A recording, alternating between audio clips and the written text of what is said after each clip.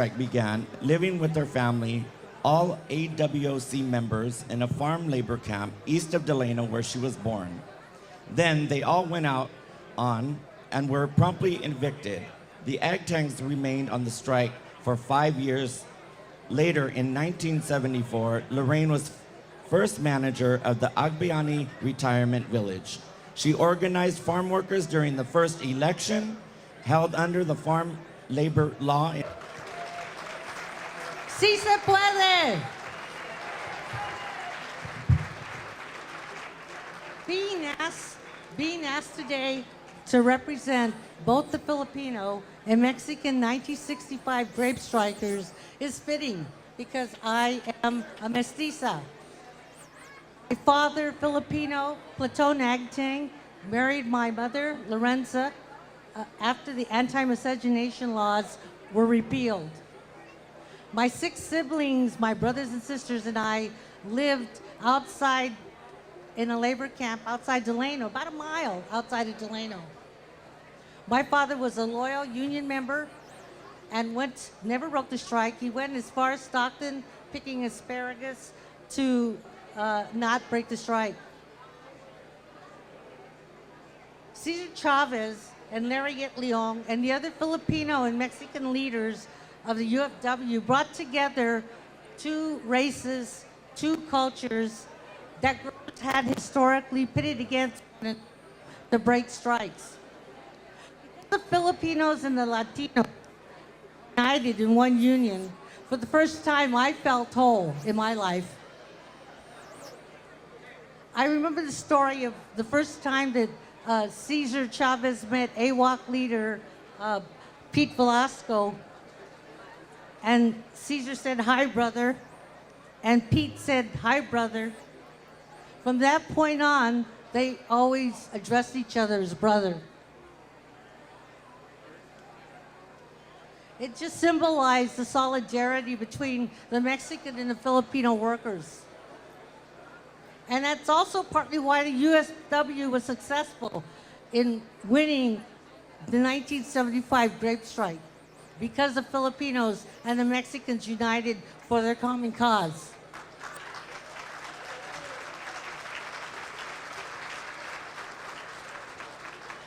As a kid, I thought that all the roads that left out of Delano ended up in another grape field.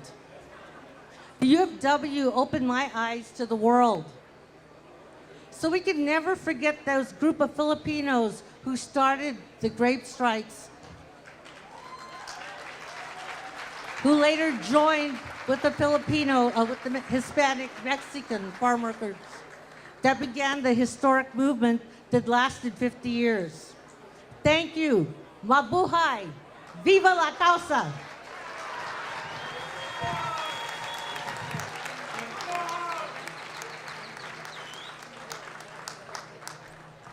Thank you, ladies and gentlemen. Another round. Roberto Bustos. El Capitán. ¡Viva la huelga! Gracias. Thank you for coming. I see a lot of people here today, but then again, I don't see a lot of people here today. A lot of strikers, a lot of huelguistas, a lot of peregrinos, a lot of boycotters, a lot of volunteers are not here with us today. Some people told us they could not make it today. Other people are not here. They passed on. And for them, I want to say, may they rest in peace. May they always rest in peace.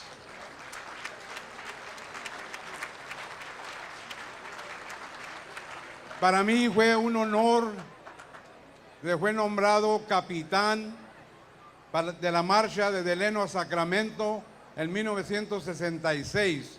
It was an honor for me to be named captain of the march in 1966 from Delano to Sacramento. You know, we marched 400 miles. 400 miles, and I thought we were going to drive over there. When Cesar made the announcement, he said, "Hey guys, what do you think about going to Sacramento to talk to the governor, complain to the governor about the the treatments and the abuses of farm workers, and also the abuses by the police and the sheriff on the strikers. What do you say we go to Sacramento and talk to the governor? We said, hell yeah, let's go. But we thought it was going to be a caravan of cars. Nosotros pensábamos que íbamos a ir en carro para Sacramento. Dije yo, son tres horas de camino, nos vamos como a las 9, a las 10 de la mañana, llegamos como a las 12, a la 1, hablamos con el gobernador y nos regresamos para atrás para ver las novelas de noche. We thought it was going to be, caravan to Sacramento. It's a 3-hour drive. We'll get there by 9 or 10. We'll leave here by 9 or 10, get there by 12 or 1. And then we talk to the governor and then come back. We have enough time to go see our novelas, our shows. But back then, I think it was Beverly Hillbillies back then. Guys, we made history. Hicimos historia. We're in the history books. People are reading about us. Hay gente leyendo lo que hicimos.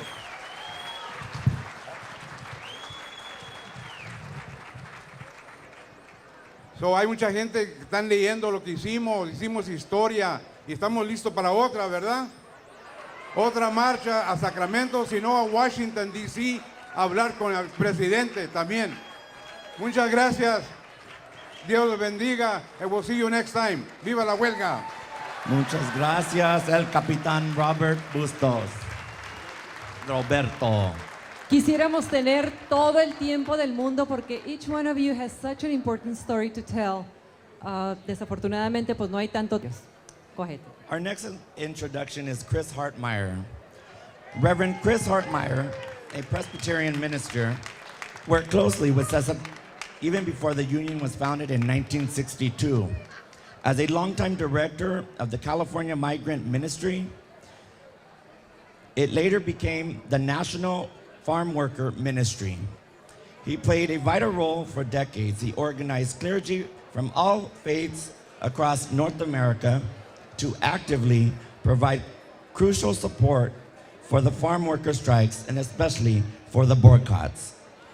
To speak on behalf of those who organized the Great Boycott from 1965 to 1970, ladies and gentlemen, it's my honor to introduce and please welcome the Reverend Chris Hartmeyer.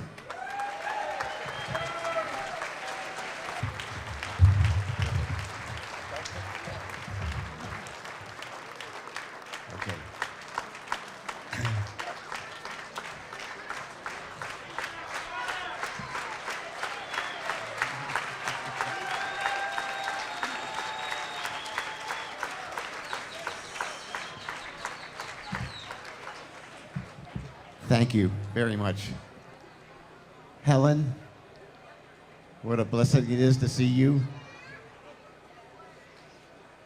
And all of you folks who have been supporting the farm workers movement for all these many years. God bless you all. Before I say anything, I would like those of you who have been full-time, I'm saying full-time boycotters somewhere in the world, please stand up right now. Full-time boycotters.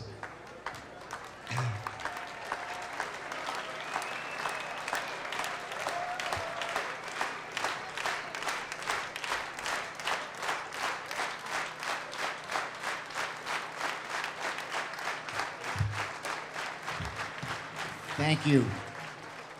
Thank you, folks. Did Marco stand up or did he just sit there?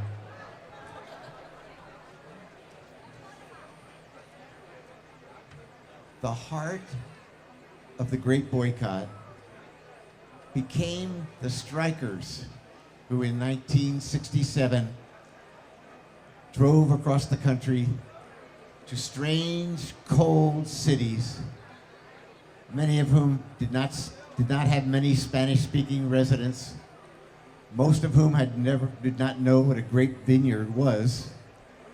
But the strikers went there just for one purpose, to tell their story and to ask people to boycott grapes. And when people heard their story, I have always said, anybody with a heart, especially in the churches, anybody with a heart could not say no to them. And so tens, 20s, hundreds, thousands, millions of Americans said yes to the grape farmers and strikers and began the grape boycott. They did things they never thought they would ever do.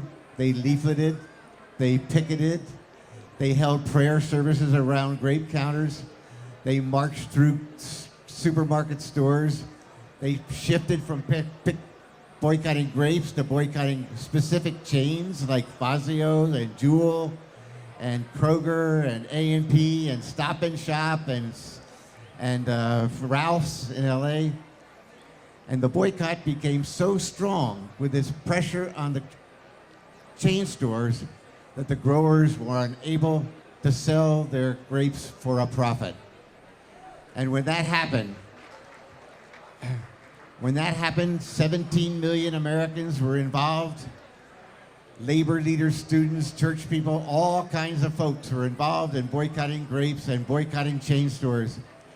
And when the growers could not sell their grapes for a profit, they got together, led by the Jamaras, and decided that they would negotiate contracts, even with this radical Cesar Chavez and the communists who were with him.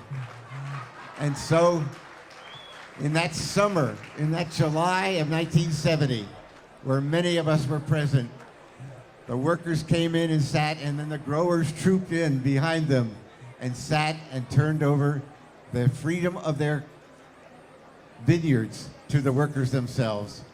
It was an impossible day, but it happened. And it happened because of all of you and all of us who supported the Great Boycott. Thank you.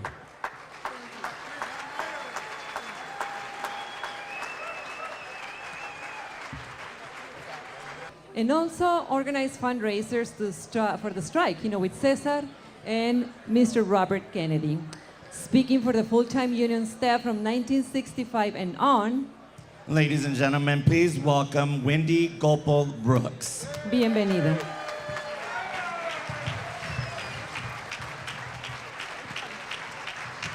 ¿Esta? ¿Sí? Muchísimas gracias a todos. Es un honor muy grande por mí, de parte de todas las personas, de todas partes del mundo y de trabajo. Estamos juntos en la huelga.